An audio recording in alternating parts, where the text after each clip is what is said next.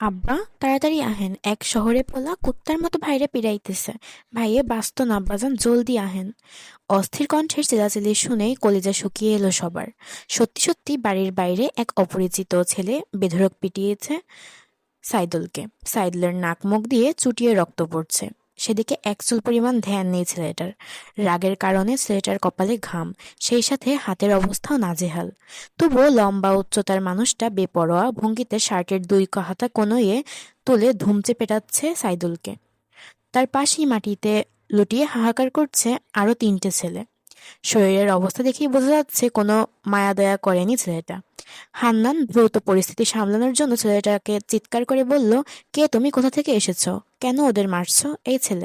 যতটা কঠোর হলে এই ছেলেকে দমানো যায় সেই ভাবভঙ্গিতে বললেন হান্নান। কথাটা কানে যেতেই হাতের বাঁশটা যেন ক্ষণিকের জন্য থামল। ছেলেটার নাম মাহাতিম আনসারী এবং সে পরিবারসহ গ্রামে ঘুরতে এসেছিল। পথিমধ্যে বড় বাজারের মোড়ে চারটে ভকাটে ছেলে মাহাতিমের চাচাতো ফুফাতো বোনগুলোকে বিশ্রী ইঙ্গিতে কথা বললে মাহাতিম একটুও ছাড় দেয় না ওদের। ভয়ে ছেলেগুলো বাইক নিয়ে পালালেও মাহাতিম জিপ ছুটিয়ে ভয়ঙ্করভাবে ধাওয়া করে। একেবারে বাইকের সবকটাকে মাটিতে ফেলে বাঁশ তুলে অনবরত পেটাতে থাকে। হইচই হট্টগোল, গ্রামের লোকজন জড়ো হলে দ্রুত একজন দৌড়ে গিয়ে জমিদার মোল্লাকে ডেকে আনে। মোল্লা এসেই দেখেন ছেলেটার পরনে সাহেবদের মতো পোশাক, পায়ে চকচকে কালো শুজ, কালো শার্ট, কালো প্যান্ট, কালো বেল্টের বেশভূষায় এক সুদেহী পুরুষ। গায়ের রং ধবধবে সাদা না হলেও উজ্জ্বল বর্ণের, মানানসই স্কিন টোন। রোদের দাপটে কপাল চুয়ে চুয়ে পানি পড়ছে তার, হাতের চামড়াও ভীষণ লাল হয়ে আছে যেন। এবার ছেলেটা শক্ত দৃষ্টিতে বৃদ্ধের পানে চোখে চোখ রেখে তাকালো।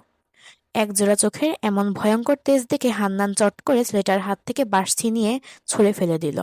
তৎক্ষণাৎ আবার পরিচয় জিজ্ঞেস করলে ছেলেটা বিরক্তিতে চুরমার হয়ে বলল, এই কুকুরের বাচ্চাগুলো এমন গ্রামে থাকার সুযোগ পায় কিভাবে? আপনি কি এই গ্রামের মোল্লা না? কিভাবে এমন জুলুনি কুকুরদের গ্রামে পোষেন? ওদের বাপ টাকা দেয় না, সবকটা শালা। হান্নান চকিত দৃষ্টিতে ছেলেগুলোর দিকে তাকাবে, অমনি পেছন থেকে শো শো করে দুটো মাইক্রো আসা শব্দ হলো। ধুকপুক ধুকপুক করে হৃদযন্ত্র চলতেই থাকে বৃদ্ধ। তৎক্ষণাৎ তরমুজের মতো চক্ষু করে ফেলল। অবাক হতবাক কৌতূহল দৃষ্টিতে দেখল একজন পৌরা ও ছোট ছেলে বাদে চারটা ছেলে, তিনটে মেয়ে সমস্যার দৌড়ে লাগিয়ে চেঁচিয়ে আসছে, মাহাতিম ভাই, আর ইউ ওকে? মাহাতিম সেদিকে লক্ষ্য রেখে রক্তাক্ত হাতের মুঠো থেকে বৃদ্ধাঙ্গুল তুলে ইশারায় সুস্থ আছে বোঝালো। ততক্ষণে দৌড়ে ভিড় হাঁটিয়ে একেবারে মাহাতিমের পাশে এসে দাঁড়ালো ভাই বোন ও বন্ধুগুলো।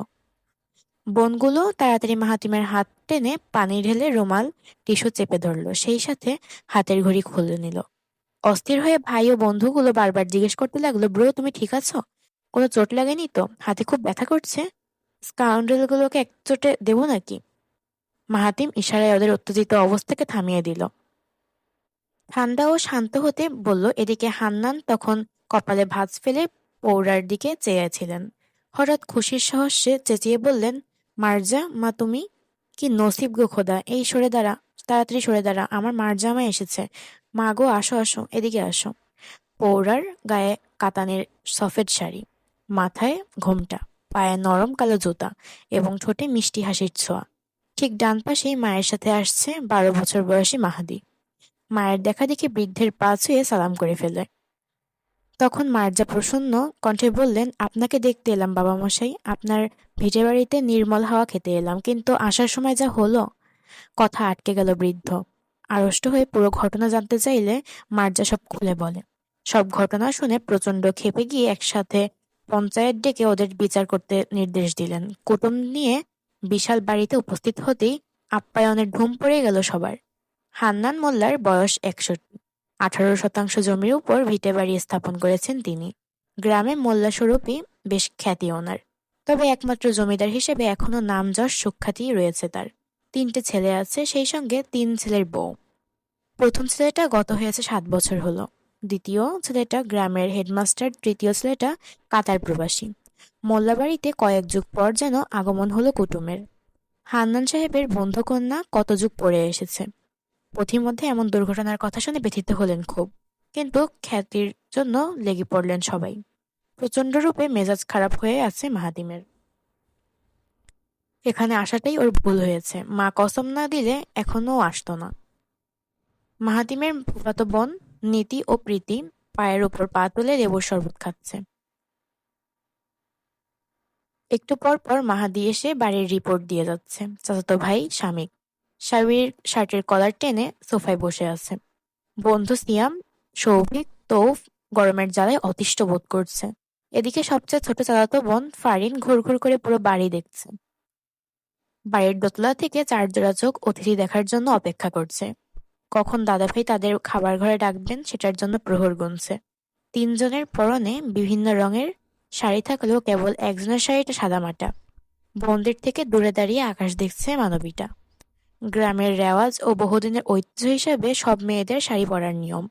বাকি তিনটি বোন দোতলার সিঁড়ি ধরে ছেলেগুলোকে দেখার জন্য ছটফট করছে। একটু আগে জানতে পেরেছে বাড়িতে অনেকগুলো সুন্দর সুন্দর ছেলে এসেছে। সবাই দেখতে লাজবাব, এক একটা জম্মেশ রূপবান। মেয়েগুলো সুন্দরী এবং পোশাক আশাকও ফিটফাট। এগুলো শোনার পর থেকেই প্রচন্ড উৎকণ্ঠায় অস্থির হয়ে গেছে সুরাইয়া, সাবা, শাহানাজ। হালকা গোলাপির সুতির শাড়িতে ভোঁতা মুখ দাঁড়িয়ে আছে মেহেনুর।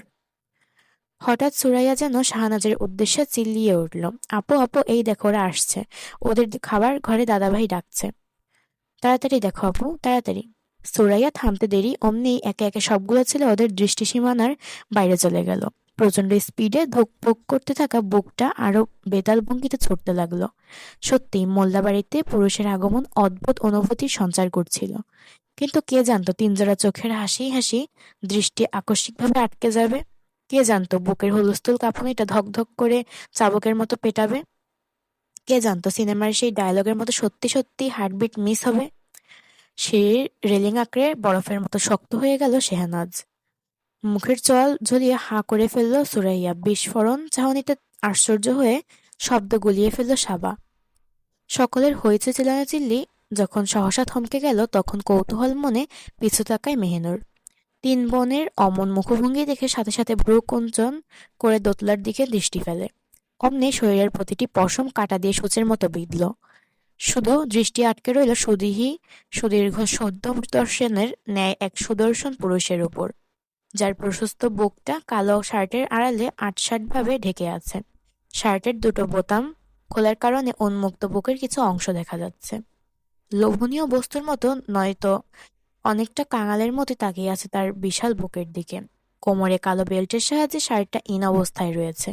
কানে ফোন লাগিয়ে অন্য হাতটা পকেটে গুজে মানুষটার রকচটা ভঙ্গিতে চলে যাচ্ছে। মাথার এক ঝাঁক চুল ট্রিম কাটে রূপ নিলেও সেই চুলগুলো জেলের কারণে অটল হয়ে আছে। স্বল্প মুহূর্তের অল্প দর্শনে দেখার তৃষ্ণা একটুও মিটল না যেন। আর সহ্য করতে না পেরে তৎক্ষণাৎ চোখের পাতা বুজে ফেলল। কেউ জানে না আগামীকাল কি আসতে চলেছে, কেউ কিছুই জানে না কি হতে যাচ্ছে, কি হয়ে মুখোমুখি হবে এই মানুষটার। কেউ কি বেঁকে বসবে শেষমেশ, নাকি অপেক্ষা করছে অন্য কিছুর ক্ষণকাল। বিধ্বস্ত শরীর নিয়ে রুমে ফিরল মাহাতিম। রাগে ক্ষোভে বিরক্তিতে কালো শার্টটা টেনে টেনে যেই খুলবে অমনি দরজায় কে যেন টোকা মেরে দৌড়ে পালালো। মাহাতিম ওই অবস্থায় দ্রুত শার্টের বোতাম লাগিয়ে তৎক্ষণাৎ দৌড়ে গিয়ে দরজার বাইরে মুখ দিল। কিন্তু আজব ব্যাপার, বাইরে কেউ নেই। প্রচন্ড আশ্চর্য হতে গিয়ে ক্ষেপে উঠল মাহাতিম। গলা ফাটিয়ে চেঁচিয়ে ডাকলো, সৌভিক, সিয়াম, তৌফ, এখনই আমার রুমে আয়। সৌভিক, তুই কি শুনতে পাচ্ছিস? কথা শেষ হতে দেরি নেই, সবকটা রুমে হুড়মুড় করে বেরিয়ে এলো কাজিন ও বন্ধুরা। সৌভিক দৌড়ে এসে মাহাতিমের রুমে ঢুকলে একে একে সবাই চলে এলো ওরা। মাহাতিম তখন শার্টের বোতাম খুলতে ব্যস্ত, চোখে মুখে বেজায় রাগ ফুটিয়ে স্কুদ্ধ সুরে বলল, তোদের মধ্যে কেউ কি আমার সাথে ফাজলামি করছিস? যদি করে থাকিস একেবারে খুন করে ফেলব বলে দিলাম। এখনো সময় আছে, ফটাফট বল, কে করেছিস এই কাজ? প্রচন্ড অবাক হয়ে একে অপরের দিকে বিস্ময় দৃষ্টিতে তাকাতে থাকলো সবাই। পরক্ষণে সবাই সমস্যার জবাব দিল, অসম্ভব, আমরা কি করেছি? মাহাতিম সে কথার উত্তর না দিয়ে শার্টটা খুলে বিছানায় ছুঁড়ে ফেলল। খালি গায়ে বিছানায় বসে একে একে সকলের দিকে ক্ষিপ্র দৃষ্টি ছুড়ে কোমর থেকে বেল্ট খুলে হাতে প্যাঁচতে প্যাঁচতে গম গম গলায় বলল, একটু আগে দরজায় কে নক করেছে? আমি যে রুমে প্রাইভেসি মেনটেন করি সেটা কি পিটিয়ে সারণ করব? তাড়াতাড়ি বল, কে করেছিস? সবার মুখে নিষ্প্রভ ভঙ্গিতে কাচুমাচু করছে। মাহাতিম এখানে আসার পর থেকে ভয়ানক রাগ দেখাচ্ছে, যেখানে ওর মধ্যে তো রাগের কোনো চিহ্নই ছিল না। সর্বদা হাসি খুশি ও ফাজলামি করাটা যার পছন্দ, সেই ব্যক্তি এমন শক্ত আচরণ করছে, এটা মানা খুব কষ্টকর। সৌভিক নীরবতা ছিন্ন করে মাহাতিমের পাশে এসে বিছানায় বসে বলল, শালা কি কারণে রাগটা দেখাচ্ছিস বলতো? তুই তো এমন রাগা দেখানোর বান্দা না। এইখানে আসার পরপরই তুই জোয়ালমুখী বারুদ হয়ে বসে আছিস। ব্যাপার কি বলতো? মাহাতিম রাগী দৃষ্টিতে সৌভিককে দেখল। ওই দৃষ্টিতেই ক্ষুব্ধ স্বরে দাঁত চিবিয়ে বলল, একটা রিসর্ট বুক করলে কি হতো, মা এমন নস্টালজিক প্লেসে আনবে কল্পনাও করিনি। আমি বারবার না করেছি ঘোরার জন্য, কোনো গ্রামের কথা তুলবে না। আমার গ্রাম পছন্দ না, সেই জায়গাটা আমাকে গ্রামে এনে দিয়ে ছেড়েছে। আমি কালই এখান থেকে চলে যাব, no matter what, I want to go. মাহাতিমের তেজালো কথা শুনে সৌভিক নিরুত্তর বসে থাকলো। আগুনে ঘি ঢালা ভয়ঙ্কর কারবার হবে ভেবে চুপচাপ রইল। এর মধ্যে চাচাতো বোন ফারিন অপ্রসন্ন কণ্ঠে বলল, মাহাতিম ভাই, তুমি কোনো আনইজি ফিল করছো বলবে? দুপুর থেকে দেখছি তুমি গোমরা মুখে রাগারাগি করছো, কেন করছো ভাই? কেউ কিছু বলেছে? এবার ফারিনের প্রশ্নে ফুফাতো বোন নীতিও যুক্ত হলো। আনিজুগল সুরে বলল, ভাই তুমি সত্যি কিছু লুকাচ্ছ, এটা আমিও দেখেছি। খাবার টেবিলে বসেও তুমি ঠিকঠাক খাওনি।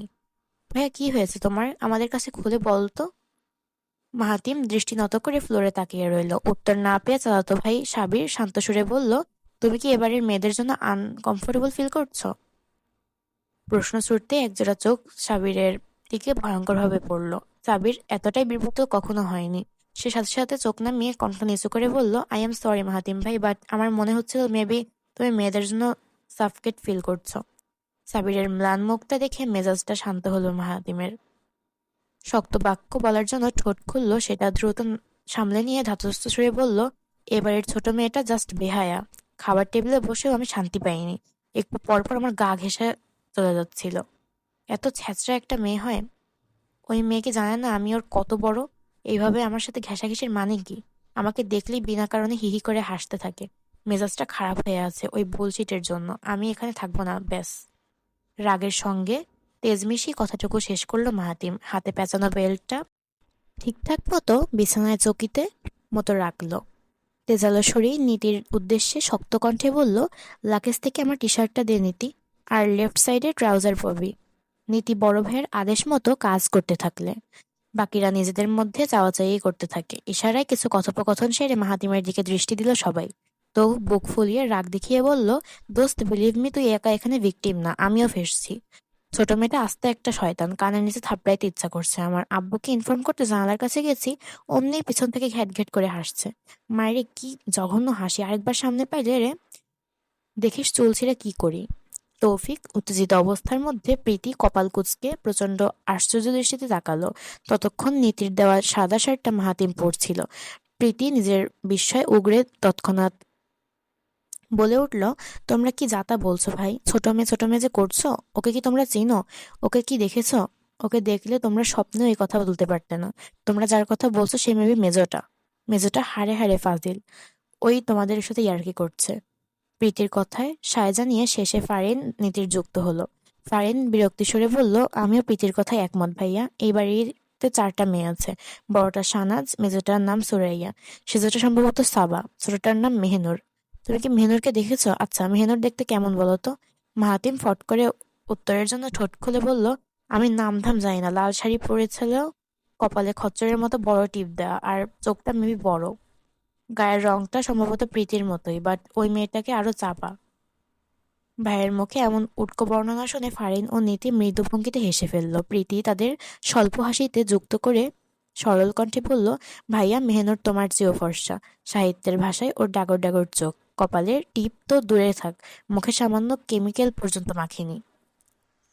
ওর পরনে হালকা গোলাপি রঙের শাড়ি ছিল। আর তুমি যার বর্ণনা দিচ্ছ, ওইটা সুরাইয়া, দা ফাজিল হাড্ডি। মেহনুর তো কত শান্ত, একদম লক্ষ্মী একটা মেয়ে। ও তো তোমাদের সামনেই আসবে না। তুমি জানো মাহাদি সারাক্ষণ মেহনুরের কাছে থাকে। শক্ত মুখে কিছুক্ষণ নীরব থেকে সরু চোখে তাকালো মাহাতিম। গলাটা শান্ত করে জিজ্ঞেস করলো, বয়স কত এই মেয়ের? তোর চেয়ে ছোট না? প্রীতি হো হো করে হেসে বলল, ভাইয়া, ওই মেয়ে ফারিনের চেয়েও ছোট। আমি যদি ইন্টার কমপ্লিট করে ফেলেছি, কিন্তু মেহনুর সেই তুলনায় একদমই ছোট মানুষ। প্রীতির কথা টান মেরে এবার ফারিন বলে উঠল, জানো ভাই, এবারের রুলসগুলো বড় অদ্ভুত।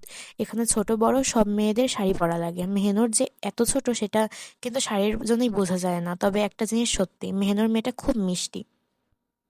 মাহাতিম ওদের অযথা বকবক শুনে চাপা বিরক্তির মুষড়ে পড়ছিল। এসব বেহুদা পেঁচাল আর শুনতে না চেয়ে সোজাসুজি ওদের চলে যেতে বলল। নীতি, প্রীতি, ফারিন সহ চুপচাপ সবাই রুম থেকে চলে গেল। দরজা ছিটকেনি তুলে জানালার পর্দা টেনে বিছানায় শুল মাহাতিম।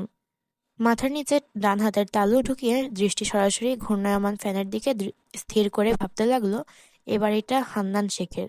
হান্নান শেখ নানা ভাইয়ের বন্ধু। নানা ভাই এখন আর বেঁচে নেই, তিনি মারা গিয়েছেন অনেক বছর আগে। হান্নান শেখের কোনো মেয়ে না থাকায় তিনি মার্জাকে প্রচুর আদর করতেন, নিজের মেয়ের মতো ভালোবাসতেন। এজন্যই নিজের বাবার হান্নান শেখকে বাবা মশাই বলে ডাকতেন মার্জা। কিন্তু বিয়ের পরপরই যোগাযোগ কমে যায় বাবা মশাইয়ের সাথে। মাহাতিম দুনিয়ায় আসার পর থেকে সাংসারিক চাপে ন্যস্ত হয়ে পড়ে, যোগাযোগ ক্ষুণ্ণ হয়ে যায় তাদের সাথে। মাহাতিম ছোট থেকে গ্রাম অপছন্দ করে। গ্রামের সৌন্দর্য রূপকে রুচ ছিল কম, কিন্তু মার্জা অনেকটা জেদ দেখিয়ে গ্রামে এনেছিল তাকে। হায়াত মৌতের কথা চিন্তা করে হান্নান শেখের সাথে সময় কাটাতে এলেন। মায়ের আদেশ অমান্য করার স্পর্ধা দেখাতে পারেনি মাহাতিম। চুপ করে নতমুখে সবকিছু মেনে নিয়েছে। কিন্তু এই বাড়ির মেজো মেয়েটা উগ্র আচরণে প্রচন্ড গা জ্বালাতন করছে। এমনি মেয়েগুলোর বয়স খুব ছোট, তবুও সুরাইয়ার আচরণ একটু বেশি জঘন্য। কাল যদি উটকো কিছু করার চিন্তায় থাকে, ঠাস করে দুই গাল রাঙিয়ে আঙুলের ছাপ বসিয়ে দেবে মাহাতিম। মনে মনে তীব্র সংকল্প করে ঘুমিয়ে পড়ল সে। রাতটা ঠান্ডা ও শান্তিতে কাটলো, পরম আবেশীভূত অবস্থায় কাটলো ওর। ভোর 5টা না বাজতেই ফোনের অ্যালার্মটা বাজতে লাগলো। ঘুমের আড়ম্বর ভেঙে বিছানা থেকে উঠে দাঁড়ালো মাহাতিম। অ্যালার্মটা বন্ধ করে ট্রাউজার পকেটে সেটা ঢুকিয়ে দরজা খুলে চুপচাপ বাইরে পা দিল। ওর রুমটা বারান্দার শেষ প্রান্তে ছিল বলে লম্বা বারান্দা হেঁটে আসতে হলো। আসতে আসতে বারান্দার নিচে দৃষ্টি ফেলে দেখলো বাড়ির মহিলারা জেগে উঠেছে। মাহাতিম সিঁড়ি ধরে নিচে নামলে বড় বউ সুজালা এগিয়ে আসলেন। ঝলমল মুখ হাসিয়ে ফুটিয়ে বললেন, তুমি দেখি খুব তাড়াতাড়ি ওঠো মাহাতিম, অথচ তোমার মা এখনো ওঠেনি। রাতে তোমার ঘুম হয়েছে তো বাবা? দেখো বাবা মিথ্যা বলবে না, কষ্ট হলে সব বলবে কেমন? মাহাতিম সহজ হাসিতে জবাব দিল, জি আন্টি, অবশ্যই বলবো, আমার ভালো ঘুম হয়েছে। তাছাড়া ভোর সকালে ওঠাটা আমার দীর্ঘদিনের অভ্যাস। এই অভ্যাসটা মা করতে পারেনি, এজন্য ঘুমিয়ে আছেন। উত্তর শুনে মিষ্টি করে হাসি দিলেন সুজলা। হান্নান শেখের মরহুম বড় ছেলের স্ত্রী উনি। শাশুড়ি মারা যাওয়ার পর থেকে তিনি দুহাতে নিপুণভাবে সংসার সামলাচ্ছেন। মাহাতিমকে হাত মুখ ধোয়ার জন্য কলপারে নিয়ে গেলেন এবং বালতিতে মগ ডুবিয়ে সেটা মাহাতিমের দিকে এগিয়ে বললেন, মুখ ধো বাবা, আমি তোমার জন্য তোলা গামছা নিয়ে আসি। মাহাতিম মগটা নিয়ে দ্রুত হাত মুখ ধুয়ে ফেললো। পুরোপুরি ফ্রেশ হলে সুজলার দেওয়া গামছায় হাত মুখ মুছে সেটা ফেরত দিল। সুজলা ভেজা গামছা নিয়ে চলে গেলে মাহাতিম বাড়ির ভেতরে ঢুকে ঘুরে ঘুরে সবকিছু দেখতে লাগলো। বাড়িটা বেশ পুরনো হলো, বেশ সুন্দর। দোতলা বাড়ির ঠিক মাঝখানে আঙিনা। আঙিনার উপপ্রান্তে দোতলা থেকে নামার জন্য দুটো সিঁড়ি আছে। দক্ষিণ দিকের সাইডটায় বাড়ির মেয়েরা থাকে, উত্তর দিকের সাইডটায় থাকছে কুটুম অর্থাৎ অতিথি। মাহাতিম নিজের রুমে আসতে জানালার পর্দা সরিয়ে আলোচিত করে দিল। পকেটে দুহাত গুজে আকাশে দৃষ্টি ফেলে তাকিয়ে রইল। স্নিগ্ধ সকালে ঠান্ডা হওয়ায় মাহাতিমের মন মাতাল হচ্ছিল। হঠাৎ কিছুটা দূরে অবস্থিত একটি বাংলোর দিকে দৃষ্টি আটকালো। কপাল কুঁচকে এলো ওর। সেই বাংলোর ঘরটা টিনের ছিল এবং জানালাও ছিল মস্ত বড়। জানালার দিকটায় গোলাপি শাড়ি পরেও একটি মেয়ে কি যেন করছিল। মাহাতিম ওই সামান্য দৃশ্য দেখে প্রচন্ড কৌতূহলে জন্ম নিয়ে ওঠে। সে দেখলো মেয়েটার হাতে বই এবং মুখের উপর চুল আঁচড়ে পড়ছে। ব্লাউজের রং রানী কালারের এবং হাতা একদম কনুই পর্যন্ত। চুলের বহর এত দীর্ঘ ছিল যে এটা সম্পূর্ণ চোখ ধাঁধানো। এত দীর্ঘ কেশের মেয়ে মাহাতিম কোনোদিন দেখেনি। চোখ দিয়ে অ্যানালাইসিস করে অনুমান করলো মেয়েটার চুল কমপক্ষে হাঁটু পর্যন্ত, কিন্তু ফেসটা একদমই দেখা যাচ্ছে না। বাতাসের জন্য চুলেরা যেন বেহায়ার মতো উঠছে। ওই বাংলো ঘরের জানালার দিকে মাহাতিম কতক্ষণ তাকিয়েছিল জানা নেই। পেছন থেকে মাহাদির ভাইয়া বলে ডাক দিতে সদ্বিত ফিরে পেল মাহাতিম। মৃদু ভঙ্গিতে চমকে উঠতেই মাথা পিছনে ঘুরিয়ে দেখলো ছোট ভাই মাহাদি 3/4 প্যান্ট ও কালো শার্ট পরে দাঁড়িয়ে আছে। মাহাতিম স্বাভাবিক ভঙ্গিতে জিজ্ঞাসা করলো, রাতে কোথায় ছিলে, কার কাছে ঘুমিয়েছিলে? মাহাদি চুপচাপ বিছানায় বসে বলল, আপুর কাছে। মাহাতিম জানালা আরেকবার তাকিয়ে মাহাদির দিকে তাকিয়ে বলল, কোন আপু? মাহাতিম প্রশ্ন করছিল ঠিকই, কিন্তু দৃষ্টি বারবার জানালার বাইরে ছুটে যাচ্ছিল। অচেনা মেয়েটার মুখ দেখার জন্য মন প্রচন্ড রূপে আনচান করছিল। মাহাদি ব্যাপারটা লক্ষ্য করতেই তড়িৎ গতিতে দৌড়ে এসে মাহাতিমের পাশে এসে দাঁড়ালো। মাহাতিমের দৃষ্টি লক্ষ্য করে যেই বাইরে তাকালো অমনি মাহাদির ঠোঁটে হাসির ঝলকে উঠল। খুশিতে উচ্ছ্বাসিত হয়ে বলল, এটা তো মেহনুর আপু। আপু এখানে? আর আমি আপুকে কত জায়গায় খুঁজে আসলাম। আচ্ছা ভাইয়া থাকো, আমি যাই। বলতে দেরি অমনি অস্থির হয়ে যাওয়ার জন্য পা বাড়ায় মাহাদি, কিন্তু পেছন থেকে হাত টান লাগলে থমকে যায় সে। মাথা ঘুরিয়ে হাতের দিকে তাকিয়ে মাহাতিম হাত টান দিয়ে ধরেছে, অন্য হাতটা তখনও পকেটে গোজানো। মাহাতিমের চোখ শক্ত দৃষ্টি দেখা যাচ্ছে। মাহাদি ছোট্ট একটা ঢোক গিলে ভীত ছাউনিতে ভাইয়ের কম্পিত সুরে বলল, ভাইয়া তুমি হাত ধরলে কেন?" মাহাতিম শূন্য উত্তরের কাঠ হয়ে রইল। সে চোখ রাঙিয়ে তাকালে 13 বছরের বয়সী মাহাদি মারাত্মক ভয় পায়। ভয়ার্থ কণ্ঠে বলতে থাকে, ভাইয়া মেরো না, আমাকে মেরো না, হাত ছাড়ো ভাইয়া। মাহাদির অবস্থা দেখে ওর রাগ কি করবো উল্টো পেট ফেটে হাসি পাচ্ছিল মাহাতিমের। কোন রকম হাসি আটকে কাঠিন্য মুখ বলল, এই মেয়েটা টিনের ঘরে থাকে কি করে? মাহাতিমের অমন শক্ত কণ্ঠ শুনে ঠোঁট ভিজিয়ে ঢোক গিলল মাহাদি। চোখ নিচু করে ভীতস্বরে বলল, আপু অনেক বই পড়ে ভাইয়া, আপুর কাছে প্রচুর বই আছে। উত্তর শুনে কপালটা ভাঁজযুক্ত হলো মাহাতিমের। সে আবার জানালার বাইরে দৃষ্টি দিয়ে মেহনুরের একই ভঙ্গিতে বই পড়ছে। দৃষ্টি ফিরিয়ে মাহাদিকে গম্ভীর কণ্ঠে বলল, যা এই মেহনুরকে আমার কাছে নিয়ে আয়। আদেশ শুনে চকিত ভঙ্গিতে প্রশ্ন করলো মাহাদি, কেন ভাইয়া? ভুলেও মেহনুর আপু এখানে আসবে না, সে ছেলেদের সামনে আসতে চায় না। আজব, তোকে কোন দিক দিয়ে মেয়ে লাগে? মানে তুই কি মেয়ে?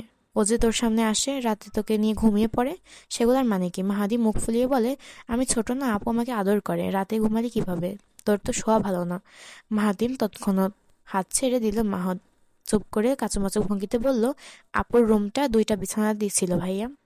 আপু জানালার পাশেরটায় ঘুমিয়েছে, আমি অন্যটায়। ভাইয়া আমি যাই? মাহাতিম হ্যাঁ বোধক মাথা নাড়িয়ে বোঝায় যেতে। অমনি ছুট লাগিয়ে মাহাদি দৌড়ে পালায়। সকালের সূর্যটা পূর্ণমায়ায় উদ্দীপ্ত হলে সবাই নাস্তা সেরে যার যার রুমে চলে যায়। কিন্তু বিছানায় বসা মাত্রই নিচ থেকে এমন চিল্লাচিল্লির আওয়াজ আসে যে সবাই হকচকিয়ে ওঠে। এমন জোরদার টোন শুনে কেউ রুমে থাকতে পারেনি। হইচইয়ের আওয়াজটা মাহাতিমের মনে হচ্ছে, কিন্তু সে কোনো গলা ফাটিয়ে কথা বলছে। কি হয়েছিল নিচে? কাকে এমন ভয়াবহ গলায় বকছে? মেহনুর আয়নার সামনে দাঁড়িয়ে চুল আঁচড়াচ্ছিল। মাথায় মাঝখানে সিঁথি তুলে একটা খেজুর বেনি করার চিন্তায় ছিল। ঠিক তখনই জেঠাতো বোন শানাজ তীব্র উৎকণ্ঠায় অস্থির হয়ে দরজা থেকে উকি দিল, বলল, সুরাইয়াকে বাঁশ দিচ্ছে মেহনুর, তাড়াতাড়ি নিচে নাম, আমি এই দাদাভাইকে ডাকার ব্যবস্থা করতে যাই। জলদি নিচের পরিস্থিতি সামলা তুই। মেহনুর ভ্রুকুচকে তৎক্ষণাৎ চিরুনি থামিয়ে ফেলল। ড্রেসিং টেবিলের চিরুনি রেখে প্রশ্নাত্মক সুরে বলল, কি হয়েছে বুবু? বাঁশ দিচ্ছে মানে কি? শাহানাজ নিচ থেকে দোতলার উঠে প্রচুর হাঁপাচ্ছিল। নিজেকে শান্ত করার জন্য বড় একটা ঢোক গিলল। বুক ভর্তি নিঃশ্বাস ছেড়ে দ্রুততার সঙ্গে বলল, ভয়ঙ্কর অবস্থা হয়ে গেছে মেহনুর। মা, ছোট মা কেউ থামাতে পারছে না। মার্জা আন্টিকে হিমশিম খাচ্ছে। আল্লাহ, বুবু তাড়াতাড়ি তুমি দাদাভাইকে ডাকতে যাও। শাহনাজ জিহ্বা দিয়ে ঠোঁট ভিজিয়ে তাড়াতাড়ি হান্নানকে ডাকার জন্য দৌড় দেয়। মেহনুর বেনি করার চিন্তা বাদ দিয়ে সেকেন্ডের মধ্যে খোপা বাঁধিয়ে, কিন্তু চিন্তার বিষয় নিচে সবার যাবে কিভাবে করে? নিশ্চয়ই ওখানে ছেলেগুলা থাকবে, তাছাড়া সুরাইয়াকে বাঁশ দেওয়ার কথা উঠলো কিভাবে?